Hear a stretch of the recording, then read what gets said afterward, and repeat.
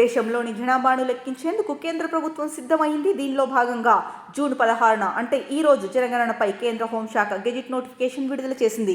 వచ్చే ఏడాది అక్టోబర్ 1 అర్ధరాత్రి నుంచి కేంద్ర పాలిత ప్రాంతాలైన లడఖ్, జమ్మూ కాశ్మీర్తో పాటు హిమాచల్ ప్రదేశ్, ఉత్తరాఖండ్ రాష్ట్రాల్లో జనగణన చేపడతారు. 2027 మార్చి 1 నుంచి మిగిలిన రాష్ట్రాలు, కేంద్ర పాలిత ప్రాంతాల్లో చేపట్టబోతున్నారు.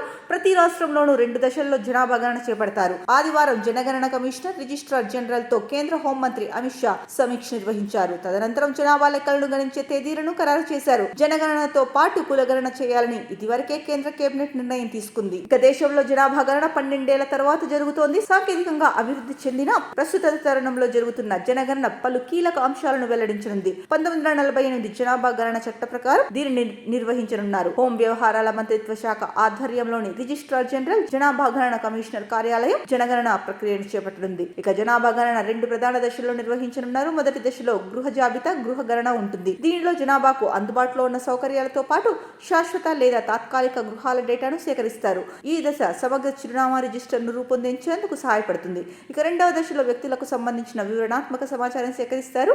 అంటే పేరు, వయస్సు, లింగం, మతం, కులం, విద్య, వృత్తి, వలస ఇలా మొదలైనవన్నీ నమోదు చేస్తారు. దేశంలో తొలిసారిగా జనాభా గణన డిజిటల్ గా ఉండనుంది. ఇందుకోసం 16 భాషలలో కూడిన మొబైల్ యాప్లను వినియోగించనున్నారు. పౌరులు ఆన్లైన్ పోర్టల్ ద్వారా స్వీయ గణన కూడా ఎంచుకోవచ్చు. 2027 జనాభా గణనలో ఎస్సీలు, ఎస్టీలు మాత్రమే కాకుండా ఓబీసీలు సహా అన్ని కుల సమూహాలను కవర్ చేసేలా కులగణన కూడా ఉండనుంది. ప్రభుత్వ విధాన రూపకల్పన, సంక్షేమ పథకాలు, నియోజకవర్గాల పునర్విభజన, వ్యాపార ప్రణాళికలకు జనగణన ఎంతగానో ఉపయోగపడనుంది.